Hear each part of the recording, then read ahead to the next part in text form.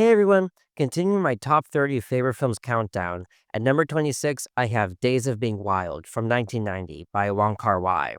I'm in Hong Kong at a location where they shot multiple scenes from Days of Being Wild.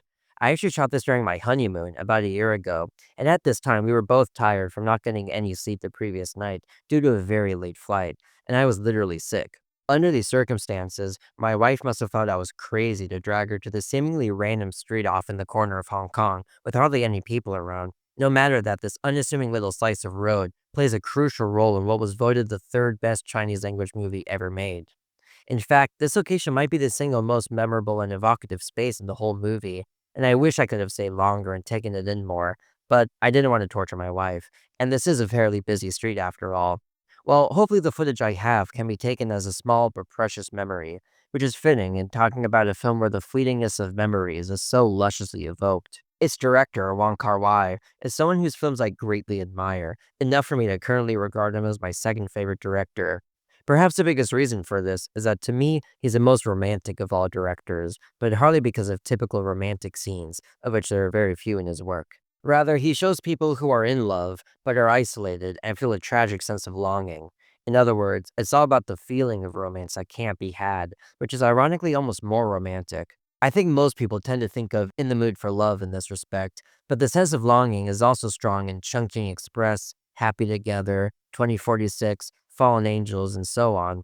In the face of these popular and rightfully acclaimed works, my feeling is that Days of Being Wild tends to be overlooked as merely an early effort, but I think it might be his most mysterious and possibly even his most beautiful movie, although there's admittedly very stiff competition. As with many of my other videos, I'll give a spoiler warning here.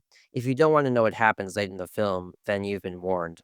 Also, please forgive me if my pronunciation of names isn't perfect. The film centers around a guy called Yudi, played by Leslie Chung, and his relationship with women.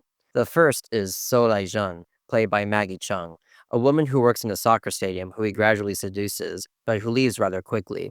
The second is Lulu and or Mimi, played by Karina Lau, a woman who works in a nightclub who, conversely, only takes a single night to seduce, but stays a long time.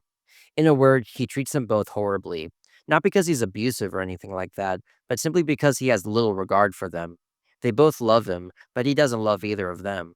He more or less treats them like decorations, or like pets he can control.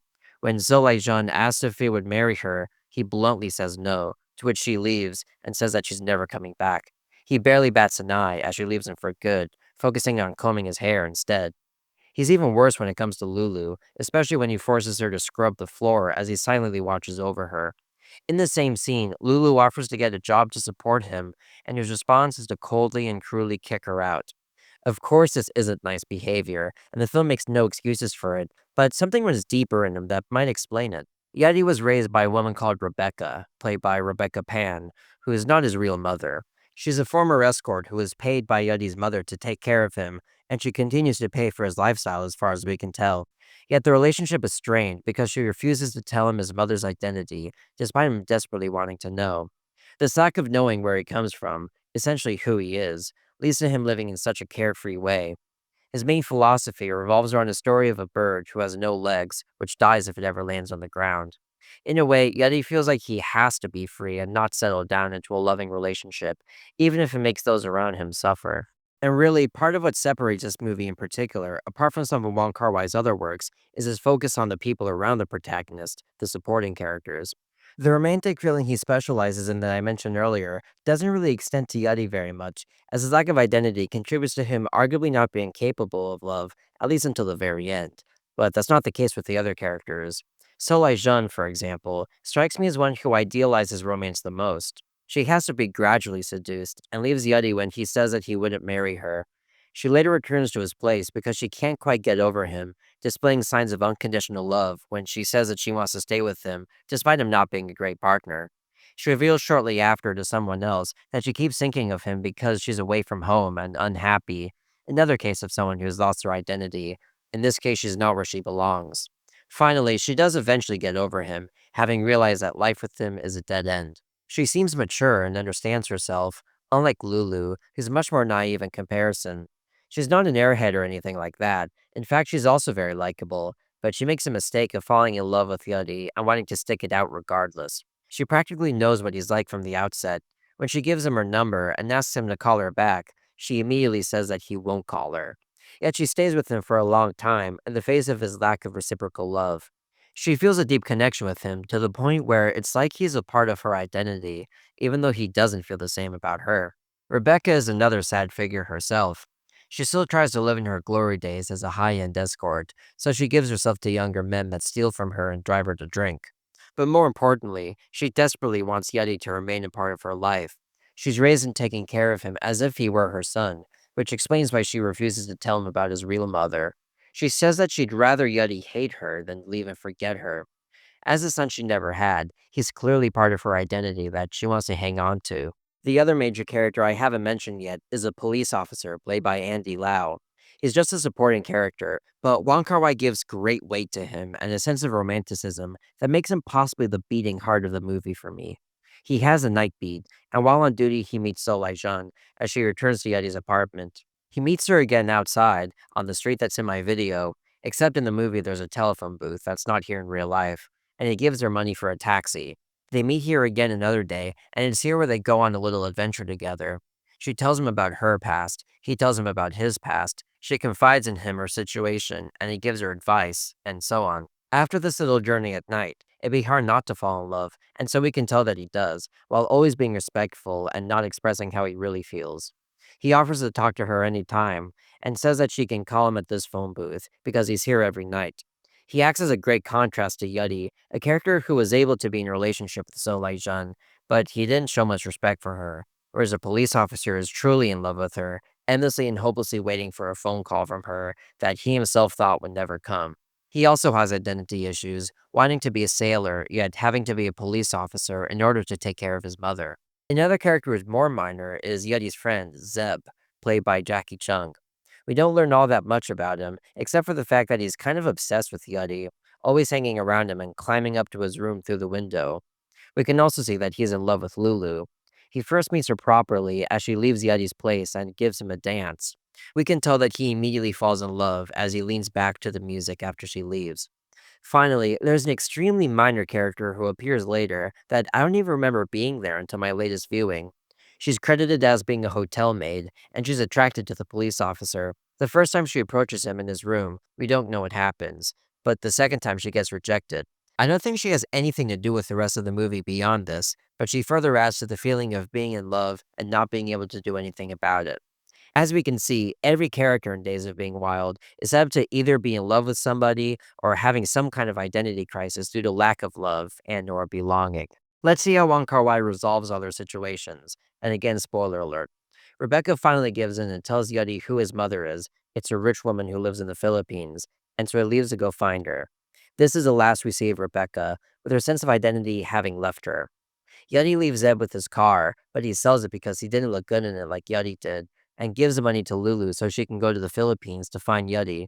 He says to come back to him if she can't find him, and this is the last we see of Zeb.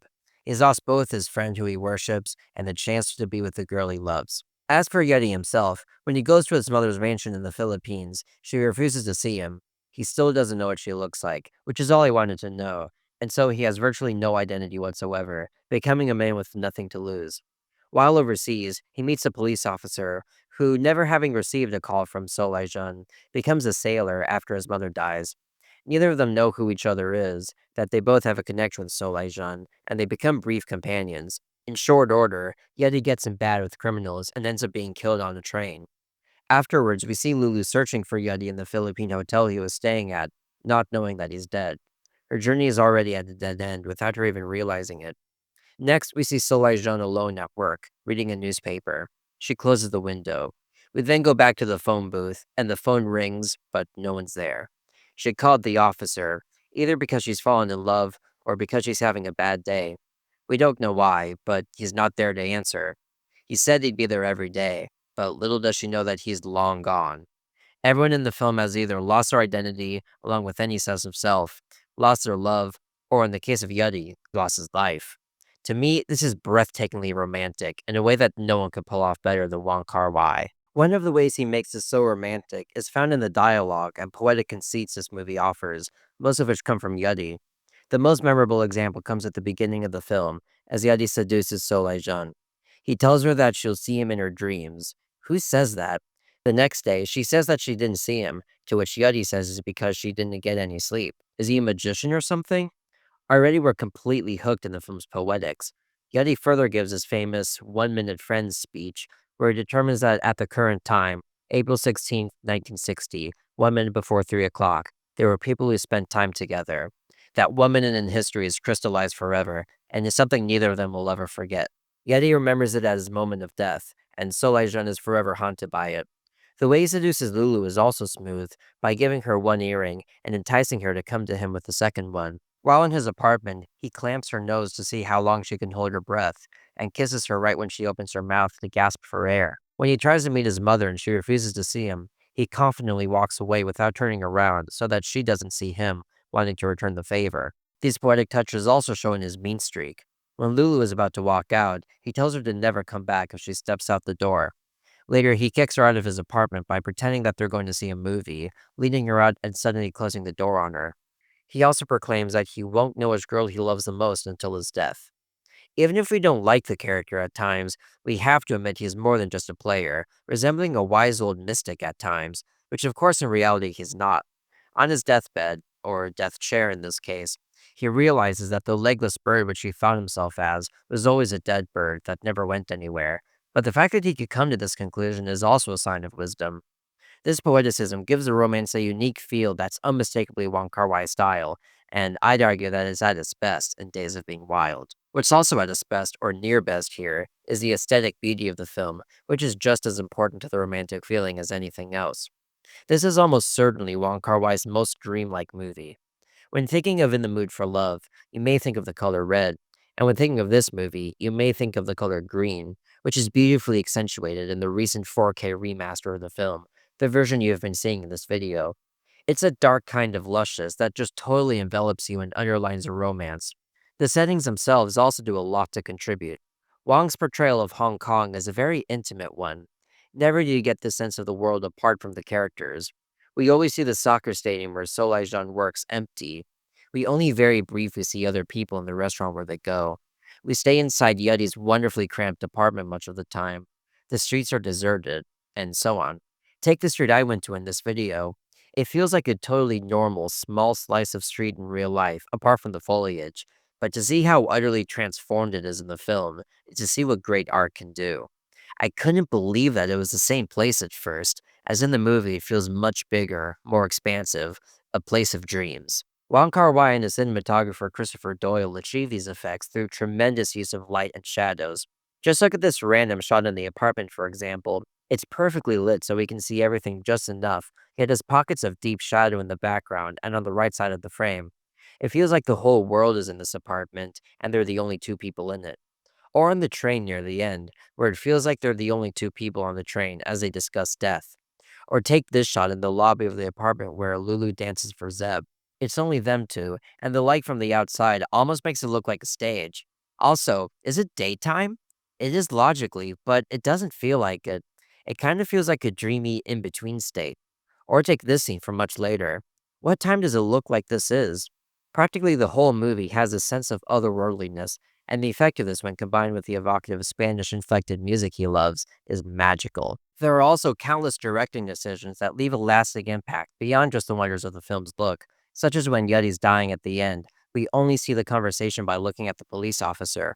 We hear both talking, but only see him.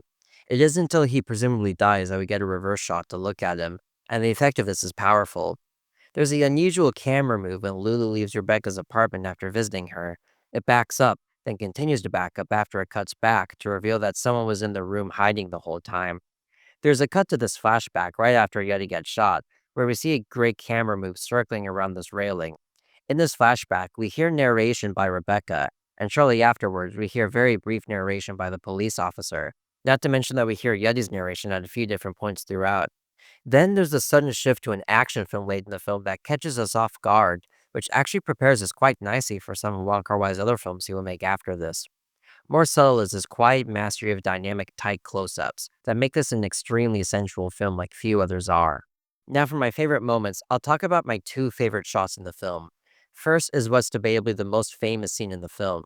I haven't mentioned it yet because I want to devote a whole section to it here. Anyone who's seen the movie could tell you that it's the ending. I mean, the very end. Right after the phone in the phone booth rings, where we can assume So Lai Jean attempted to call the officer, we get transported to a short room with a man sitting on the bed. The man is, of course, Tony Leung, possibly the most famous actor in Hong Kong, at least to an international audience. In the scene, he puts on the suit, goes to the mirror, which seems practically unusable, I might add, and gets ready to go out. When he's finished, he turns off the light and heads out, and we fade to black. No dialogue or narration is heard, so we have no idea who this man is or how he relates to the rest of the film. What just happened, and why does the movie end like this? Well, the truth is that Wong Kar-Wai had planned to make a direct sequel to Days of Being Wild, so we shot and included this ending to act like a teaser. Well, the sequel never got made, so we're left with this coda of this random guy that doesn't lead to or match anything. Well, I suppose there are three ways we could look at this ending. One, we could view it as a flaw, like an unwanted appendix, and a reminder of the film's box office disappointment.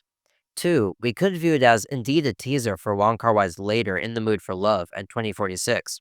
Those films, along with Days of Being Wild, make up a trilogy of films. The connections between this film and the later two are pretty loose, although Lulu does make an appearance in 2046, and she talks about Yuddy. So going by this, we could conclude that the main couple in the Mood for Love, Maggie Chung and Tony Leung, play the same characters that they did in Days of Being Wild. And to make it crystal clear that this is the case, Maggie Chung's character's name in the Mood for Love is So Lai Jun, the same name that she has in Days of Being Wild. So the characters are the same. So I guess the character at the end of Days is Mr. Chow from the later two films. But the third way we could view this ending, and this is a view I like to take, is to view it organically as a natural ending and take it at face value. It's the most mysterious way to look at it, but I think it holds the most rewards for us. Firstly, the atmosphere of the scene is true to what preceded it. I mean, talk about a cramped apartment. It's so small that he literally has to bend down when he stands. Imagine not being able to stand up straight in your own apartment. The memorable music during this scene also ensures a similar atmosphere. But furthermore, what's he doing in this scene? He's dressing nice and looks like he's getting ready for a night on the town, looking as slick as possible. Is he going to find some romance? For one, he seems to be the opposite of Yuddy. They're both men who look at themselves in the mirror, but this man feels more assured, more cool, and more confident. Maybe he's what Yeti thinks of himself inside his head. While he's dead, he's the real deal, getting ready to do his thing. In a way, he might be what every other character wants to be like. Despite his cramped slash oppressive living quarters, he can still carry himself with the coolness of a man who knows what he wants and knows how to get it. No matter how I view this ending, it's striking, beautiful, mysterious, haunting, and I wouldn't have it any other way. Next, for the single shot that's in closest competition with the ending as my favorite, I have the celebrated tracking shot. There are other gorgeous ones, like the one where Yuddy angrily walks away in slow motion, or the flashback one that circles around the railing, but this is the one that makes me the most excited when I watch it, partially because of how out of nowhere it is. It starts with the horse-drawn carriage passing by, then barely swooping past the head of another horse, and then past this police officer making this continuous robotic dance with his arms and legs, telling this guy to go away. The camera then smoothly goes up this dark staircase, eventually reaching the top where we see this guy mopping, another guy sleeping, and another guy sitting down. When it enters the restaurant, Yeti starts dancing back to his chair. And again, there's very memorable music in the background that punctuates it. Perhaps it doesn't have a direct link to the story other than establishing the setting, but I love it all the same. But in the end, what I love about Days of Being Wild is that it's one of the most lusciously romantic movies I've ever seen, but not romance that's been culminated. This is romance that's been left on the table.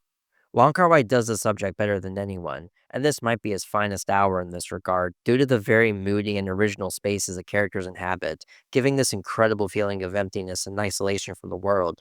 It's a lonely world out there, if only they can make a connection. Now, I realize I focused on the romantic element of the film, but there are so many other readings of the film available to us. I touched on identity, but I think there are much further depths to this movie I haven't done justice to, such as the elements of time, memory, nostalgia, and even Hong Kong itself. I think of, for example, Jonathan Rosenbaum quoting Tony Raines to say that it's the first film to rhyme nostalgia for a half imaginary past with future shock. I think I can start to decode that, but I'll leave that to the imagination. I think it strikes an amazing balance between being relatively simple on the one hand, while being endlessly mysterious at the same time, making it a movie I don't think I'll ever be finished with. It's my favorite movie by my second favorite director, and it's my 26th favorite film. Thanks for watching. ご視聴誠にありがとうございます. This is my favorite movie by my second favorite director. So how is this only number 26? You'll just have to wait for number 25 to find out.